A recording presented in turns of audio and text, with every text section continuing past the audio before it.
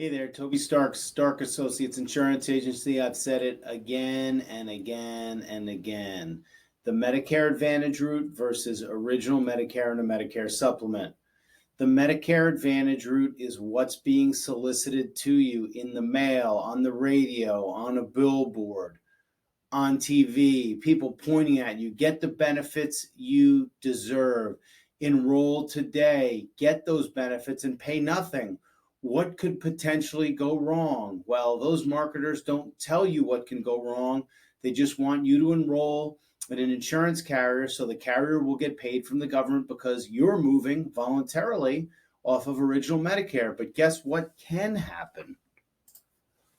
Hospitals, doctors drop private Medicare plans over payment disputes. What have I been talking about?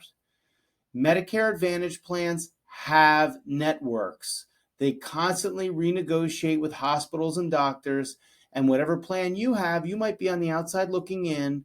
Yes, you have a plan, but the facility or the hospital's place where you go may not take it. So it just goes on to say one large health system with hospitals in Virginia and Ohio this year cut off network access to consumers enrolled in some Anthem, Blue Cross and Blue Shield Medicare and Medicaid health insurance plans. Two doctor groups, Scripps Health in San Diego, are terminating contracts with private Medicare plans over concerns about payments and routine denials. If you know somebody on a Medicare Advantage plan, they're trying to get something done, a letter comes, they're like, wait a minute, I thought we were good to go. And the carrier goes, we're not pre-approving this. You need to appeal. We do not think you need to get this done.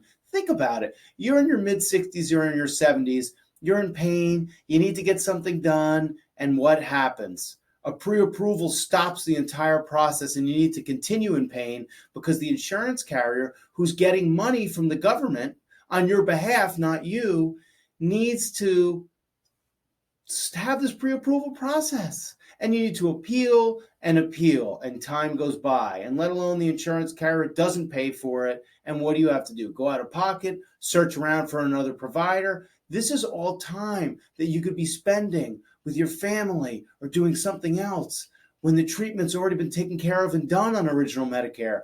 But you're paying a $0 copay. It's great, right? Well, not so much when it comes down to something like this, right? Your time's valuable, isn't it? For years, hospitals, doctors, and health insurance companies have squared off over how much to pay for medical services. Insurers negotiate contracts with hospitals and doctors so their customers can get lower in-network rates at those facilities. These negotiations, usually hampered out behind the scenes, are becoming increasingly tense and public as hospitals seek adequate payments and health insurance companies attempt to check spiraling medical bills. The cost of care is very high, and that's why the insurance is high too. These pop-ups are insane. Hospitals target private Medicare plans. That's not original Medicare. That's private Advantage.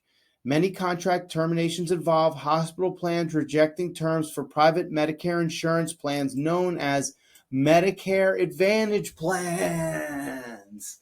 But when somebody's pointing at you during this time, they're saying, hey, get this plan. It's the best. You pay nothing for it. Don't worry. Everything's great. Look at all these fringe benefits you get. You get an over-the-counter benefit where you can get 700 over-the-counter drugs. You can get a knee brace. You don't have to pay anything quarterly. We'll pay for that. Meals on Wheels, dental and vision. But don't look behind the scenes of we're negotiating with the hospital system that you're supposed to go to. Ooh, it doesn't look good. So they're going to cut us off, meaning you don't have access. It's just so great. While traditional government-run Medicare allows enrollees to choose from a wide variety of doctors and hospitals, private Medicare plans restrict access through networks, impose some cost-sharing requirements such as co-payments or deductibles. Tell your friends, have them reach out. Are they on an Advantage plan? Are they happy with it? Are they not? Is it like a straitjacket? I get it, though. Some folks cannot afford a Medicare supplement plan. They have nowhere to go. Medicare Advantage is better than nothing. But for the majority of you that don't know what you're purchasing when you purchase because a friend reached out to you, here is what is going on out there now. Hospitals that are rejecting private Medicare plans say they don't reimburse at the same levels as traditional Medicare, delay or deny care through prior authorizations, or impose other limitations. Medicare Advantage access was a difficult decision. Okay. Hospitals currently cut off insurers that don't reimburse us adequately. And this goes on, and I've attached this. Patients are caught in the middle because they're not sure what to do, and there's nobody out there educating. So people are upset, as they should be, and they don't understand what they're going to get. They have a friend that said, hey, go and do this, and they just followed that friend. You got to reach out to somebody that understands how Medicare works and the options. Medicare allows private insurers to set their own rates. Okay, this goes on, and I'm going to attach this so we don't go through this whole thing. Special thanks to Howard Mullen for sending this over to me. He's always on the lookout for articles with Medicare, so thank you again for that. And enjoy this reading and just be the mouthpiece.